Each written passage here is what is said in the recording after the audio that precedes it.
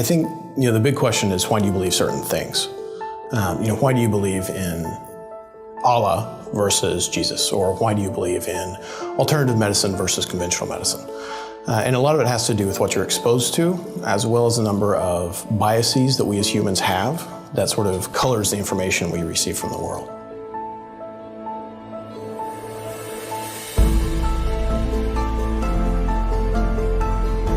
A large portion of it's geography, right? So if you're born in Oklahoma, you're much more likely to become a Christian than you are a Hindu, simply because everyone else around you is a Christian.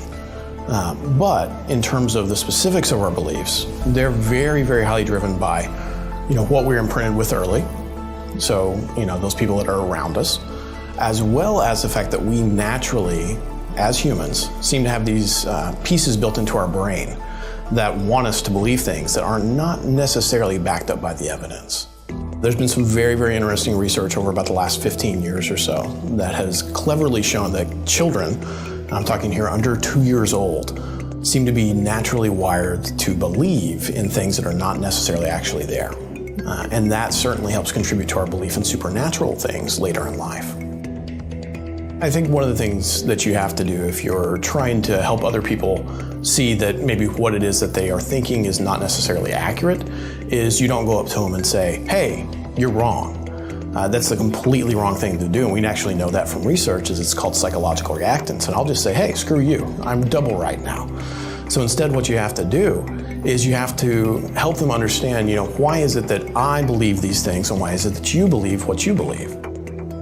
I'm a huge fan of the scientific method. I think one of the best things that our culture has produced over the last 400 years is the scientific method. And the reason is because what the scientific method does is it takes all of these biases, all these heuristics that we're naturally prone to, and it helps to eliminate them. It helps to control for all the things that we as humans naturally do so that we don't fool ourselves. And that's the key to any sort of real understanding of things, is not just, oh, well, here's my evidence for it. It's, well, here's my unbiased evidence for it. For me personally, it's about seeing the world as it is, not as I want it to be. And I think the world would be a much better place if all of us were trained in how to think critically, in how to think rationally, in how to logically examine questions, and not just find what I want to believe, which is what we do naturally, but find what actually is, or what actually isn't, so that you do so in an unbiased way.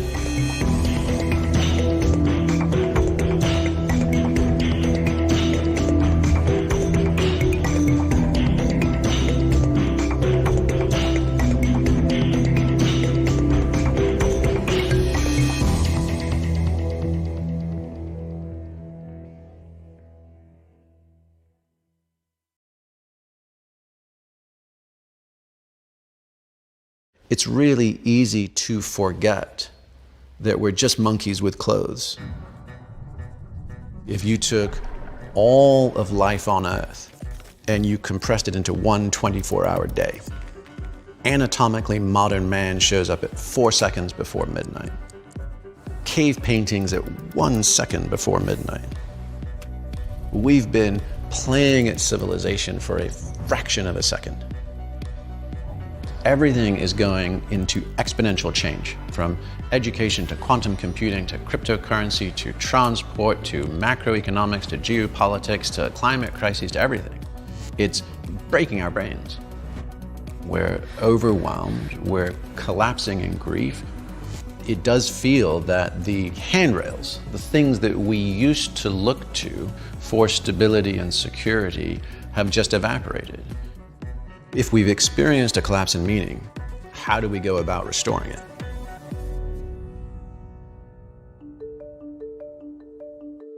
I'm Jamie Wheal, founder of the Flow Genome Project and author of Recapture the Rapture, Rethinking God, Sex, and Death in a World That's Lost Its Mind. The collapse in meaning that I think you could at least argue we're in the midst of right now is complex and multivariable. We've had a collapse in traditional organized religion, what you could call kind of meaning 1.0. For the first time ever, the nones, the spiritual but not religious, like the none of the aboves, is the largest and fastest growing religious movement in North America. There are increasingly folks that feel like, hey, those stories, those codes, those ways of being don't match my identity, don't match my choices, don't match my community. So organized religion is no longer a place to hang our hats, and at the same time, modern liberalism has also been getting a little creaky.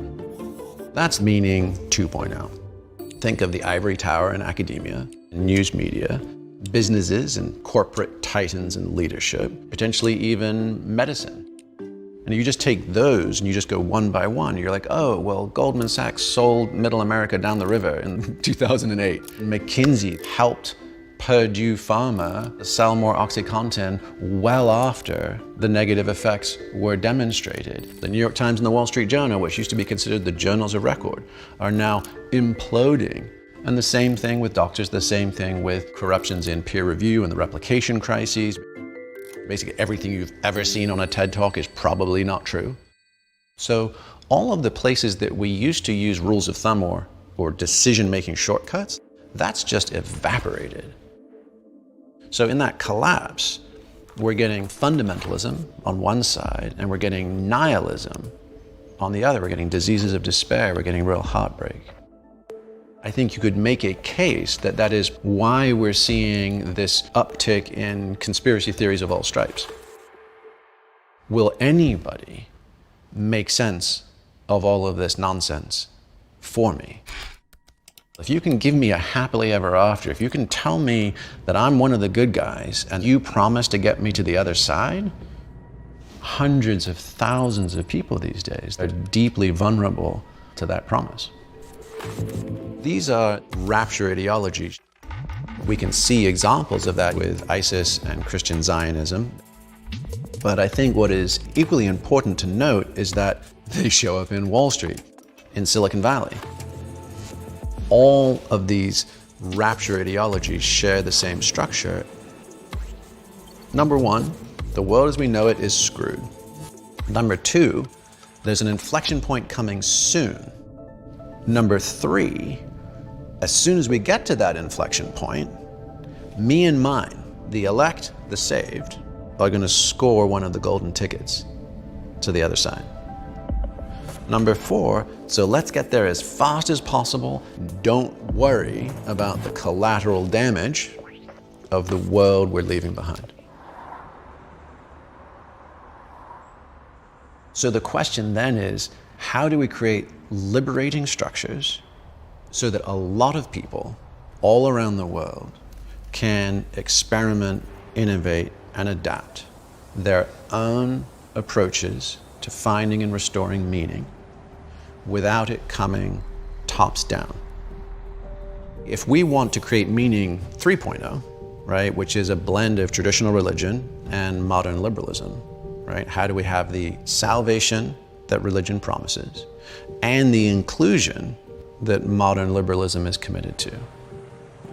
From meaning 1.0, we need healing, inspiration, and connection. From the modern liberal side, we want this to be open source. We want anybody, anywhere to have access to this. Needs to be scalable, really cheap, or outright free. And then the third is it has to be anti-fragile. As Mike Tyson said, everybody's got a plan till they get hit, right? So the idea of an anti-fragile solution is one that actually digs in and gets stronger, more rooted, more effective as things deteriorate around it. If you want to do things that everybody has access to that are effective, start with evolutionary drivers like breathing, sexuality, embodiment, substances, and music. Our nervous systems and our bodies can actually be profoundly potent tools to discharge trauma and to prompt peak states and inspiration. Bringing that design thinking approach is an attempt to support that. So that would be the hope for Meaning 3.0. It doesn't promise an out or an escape. It doesn't promise a happily ever after that is structurally different from right here, right now. We need tools to mend our trauma, tools to reconnect with inspiration, why we're here and what it all means, and tools to better connect with each other. And if we can do that, then we stand a chance of recapturing our rapture, our bliss, our contentment, our belonging, our passion, and the story of who we are, the story of where we're going, and the commitment to figure out together, what do we do now? Get smarter, faster, every week with videos from the world's biggest thinkers.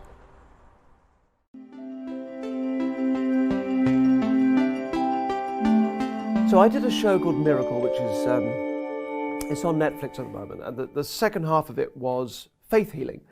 It was a bold move because I knew my audiences wouldn't believe in it any more than I do, which is not at all, essentially, in terms of anything divine happening. And we are talking like that kind of evangelical faith healing, people being, slain in the spirit and shaking around on stage and their aches and pains going and so on. I'd seen a lot of that at work and was fascinated to see if I could get it to work and what that would mean within the context of a show where people are, approaching it skeptically like me. And it was amazing. It was an extraordinary thing to do and to do every night, and it did work very well. What I got from that and what it highlighted was the psychological component of suffering. And essentially the way that it works, the way that sort of healing works, aside from a few very specific tricks that some of those so-called healers use. And incidentally, it's not remotely a criticism of religious belief. It's kind of a scam that hijacks sincere belief in its own name. So this is a criticism of the scam, certainly not religion or anyone's belief. But aside from a few specific tricks that are like magic tricks that get pulled off, what's essentially happening psychologically, and this is what I created in the show, was you get a lot of adrenaline going, because adrenaline is essentially a painkiller. And if you've got an ache in your back, but you're made to feel a bunch of adrenaline, you're not going to feel that pain any more than if you've stubbed your toe and it hurts, and then a tiger walks into the room. You're not going to be bothered by the toe. You're just getting out in the room. So you create a lot of adrenaline. And then generally the way these things work is you invite people forward, and then there's a filtering process. So by the time people are coming up on stage, they've been filtered to the people that are going to suit the show the best and have the best sort of testimony of what's just happened. And then the other aspect of it is that you're interrupting a story. You're interrupting the story that someone is living of their particular ailment. And this is where it gets really interesting, because you start to see this grey area between, for example, somebody came up in the first week and they'd been paralyzed down one side of their body since they were a child. And she was in floods of tears because she could move her arm. And if you'd have x-rayed her before and afterwards, clearly nothing changes. But I was sort of reminded that I sort of had a bursitis in my shoulder. I had like a bad shoulder. And for a long time, I'd been putting on a jacket with a dead arm. And my shoulder had sort of got better, but I just really got in the habit of putting on a jacket like this. And probably if someone had said, "Your shoulder is healed," and made a big deal of it and give me a little burst of adrenaline anyway, and he said, "Now put on your jacket normally," I'm sure I'd have done that and gone, "Oh my God, that's amazing. How did you just do that?" Whereas the reality is I could have done it like that anyway. And I think at some level, that sort of way of you just get into a habit and you start to identify with a particular ailment seems to create a sort of a large section of our experience of what's wrong with us. And that these sort of psychological processes, this sort of healing in inverted commas, is highlighting that. It's leaning into that. So it's very effective. And I've had people years after that show saying that it worked. I thought it would maybe work for the 5 minutes they're on stage, but I've had people years afterwards saying, "I watched the show on TV and my pain has gone, my golf injury is gone, and I'm fine now." And we're dealing with very small percentages, obviously, so I'm not claiming anything beyond that. It's very small percentages. But the experience of what someone's narrative is around their condition, combined with a bit of showmanship, it was kind of extraordinary. And as a real skeptic myself going into it, it was fascinating. And then, of course, you start to see how the person doing it starts to go mad, how you could see yourself as a God figure if you're doing it within that context, because people are treating you as God because they're seeing God coming through you. That's the illusion you're creating.